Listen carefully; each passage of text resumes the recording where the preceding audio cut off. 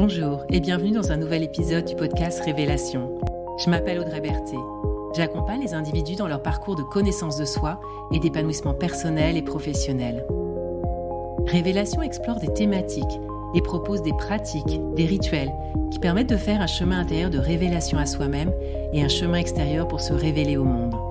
Tous les 21 jours, un nouvel épisode, comme une petite graine semée pour que chacun et chacune puisse, au fil du temps, faire émerger sa vraie nature. Je crois que nous sommes nombreux à avoir entendu la phrase « Le plus important n'est pas la destination mais le chemin ». Pourtant, j'ai souvent constaté, et peut-être que vous aussi, que nous avons une tendance à nous précipiter vers la destination, à vouloir tout de suite atteindre le cap ou l'objectif que l'on vise. Souvent car le chemin nous semble laborieux, long, pas très réjouissant, ou tout simplement car on a hâte d'arriver à l'endroit où nous avons envie d'être.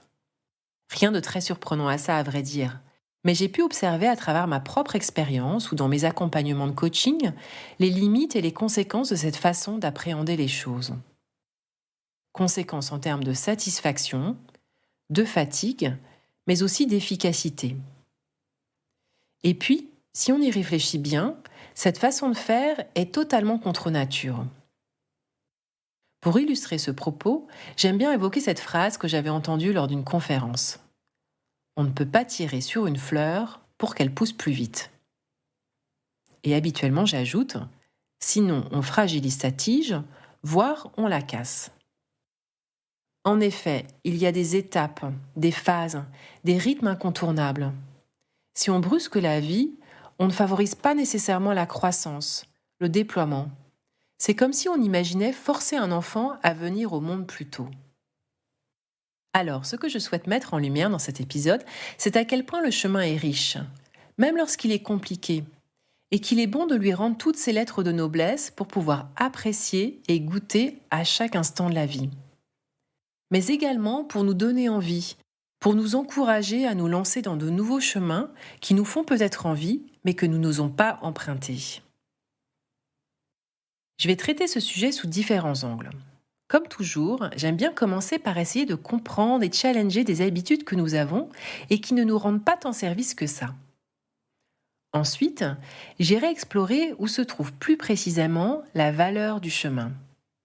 Et enfin, ce qui peut nous aider à honorer le chemin, quel qu'il soit. Alors, pour commencer, pourquoi cette façon de faire ? Cette précipitation vers le résultat, vers la destination. Il y a nécessairement des conditionnements qui se cachent sous nos habitudes. Dans ce cas de figure, je vois un premier conditionnement issu de notre système éducatif, ce qui est d'ailleurs souvent le cas, qui nous a poussé à porter notre attention sur le résultat, à évaluer le résultat obtenu plutôt que de s'intéresser à tout ce que nous avons pu déployer, tout ce que nous avons pu expérimenter et découvert pour arriver à tel ou tel résultat.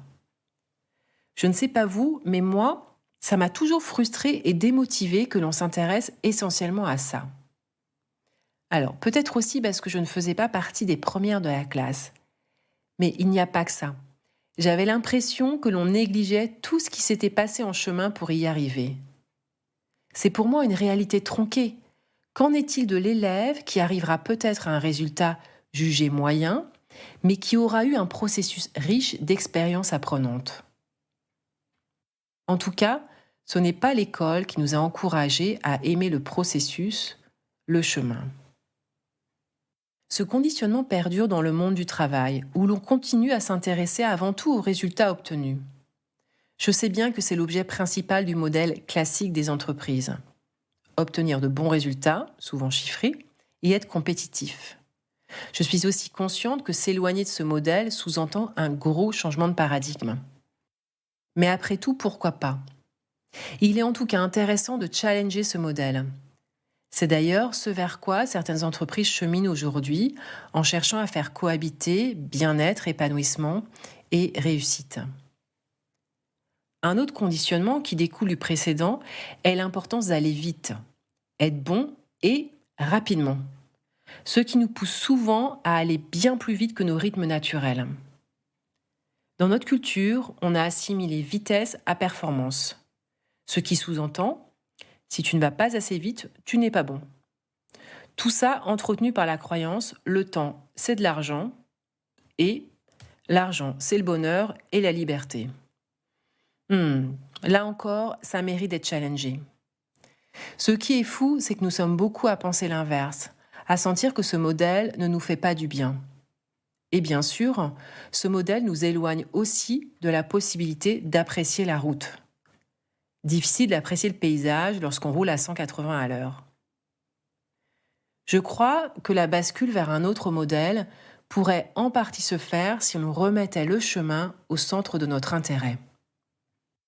Un autre élément qui, j'estime, nous pousse à vouloir vite arriver à notre objectif, en sautant parfois des étapes, est notre rejet de la souffrance. Ça vous semble peut-être étrange que je dise ça, car c'est plutôt naturel comme réaction. Et l'invitation n'est surtout pas de chercher à se créer de la souffrance, mais nier cette réalité que la vie va mettre sur notre chemin des difficultés, des épreuves qui vont nous faire vivre des émotions pas très confortables, ne nous aide pas à nous y préparer, à les accueillir, à les accepter, et elles nous permettent de voir les opportunités qu'elles peuvent nous offrir, comme celle de nous faire grandir. À ce sujet, j'aime bien faire référence au livre Le chemin le moins fréquenté de Scott Peck, dont je ne partage pas toutes les idées, mais je trouve une partie de sa vision très intéressante. Son livre nous met tout de suite au parfum, car il commence par la phrase « La vie est difficile ». Et il démontre que si nous souffrons, ce n'est pas tant à cause de la difficulté de la vie, mais car nous avons une croyance que la vie est facile. Alors tout ça me conduit à en déduire que ce prisme, cette habitude, peut nous amener à passer à côté d'une partie de l'expérience de la vie, comme si certains morceaux de vie n'avaient pas vraiment de valeur. Ça nous invite aussi à nous précipiter vers le futur, ce qui a pour conséquence de nous faire passer à côté des saveurs de l'instant.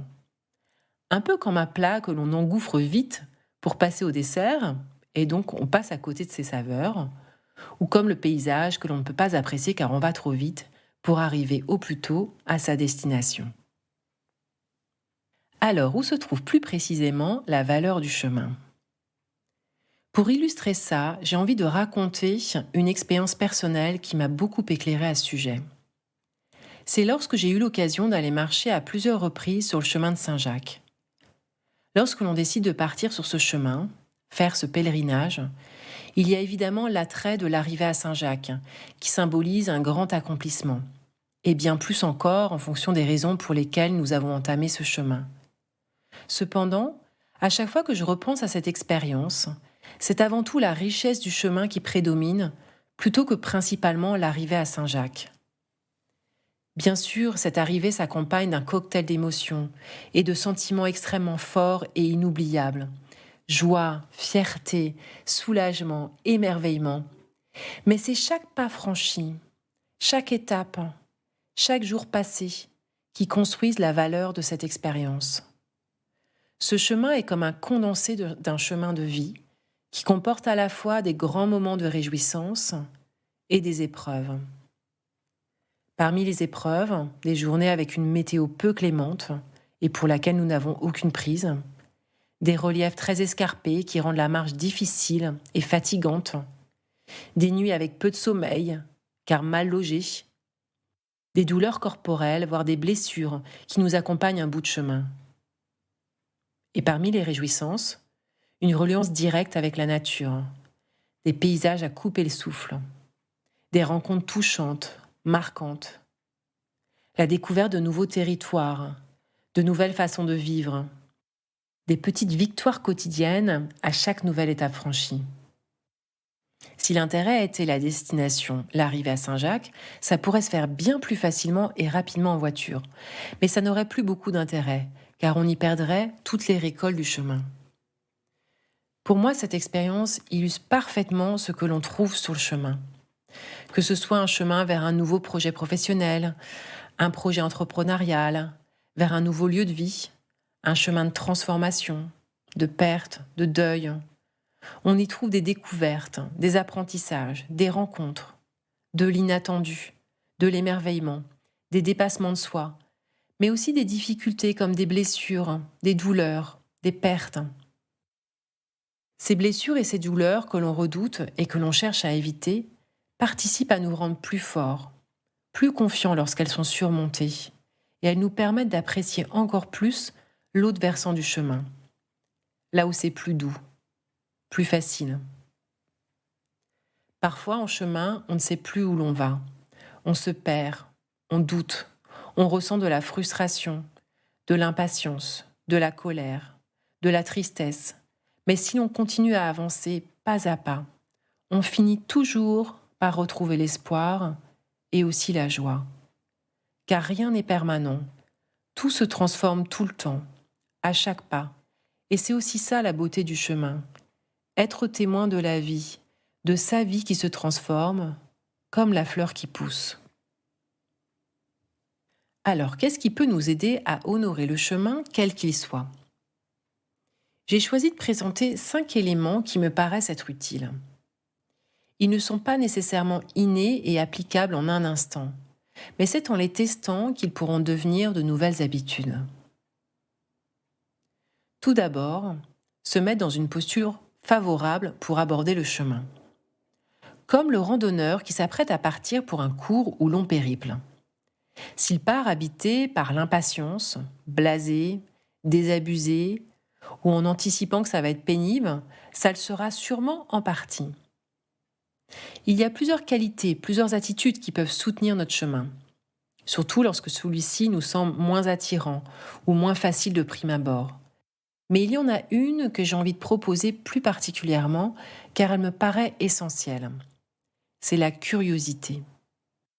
Se mettre dans une attitude de curiosité. Qualité est là souvent vue sous son angle négatif.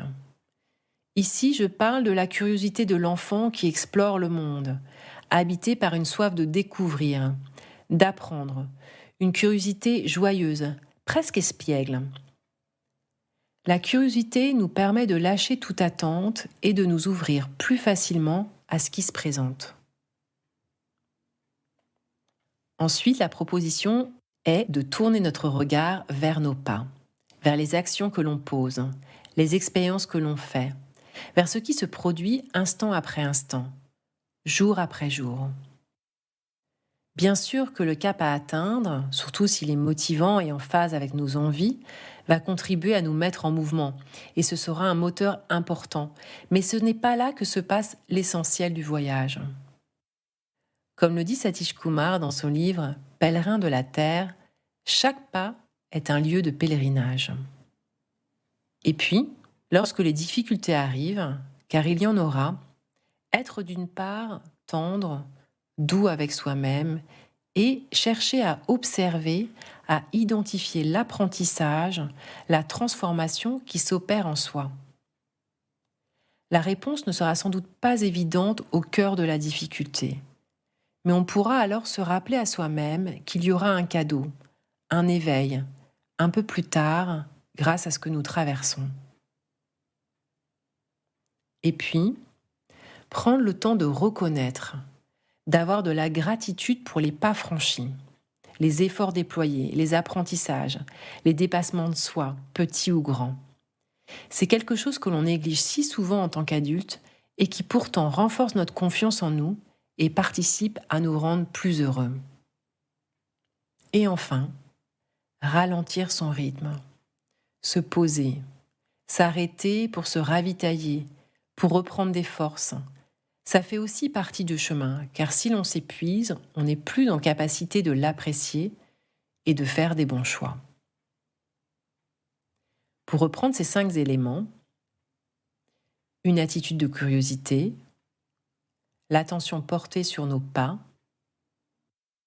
identifier les apprentissages derrière les difficultés, avoir de la gratitude pour les pas franchis, se ressourcer. J'aimerais conclure cet épisode en disant qu'il n'y a pas de notion de réussite sur le chemin, pas de chemin raté. Il n'y a que des chemins d'expérience, des chemins de vie. Vous écoutez Révélation, c'était l'épisode « Honorer son chemin ».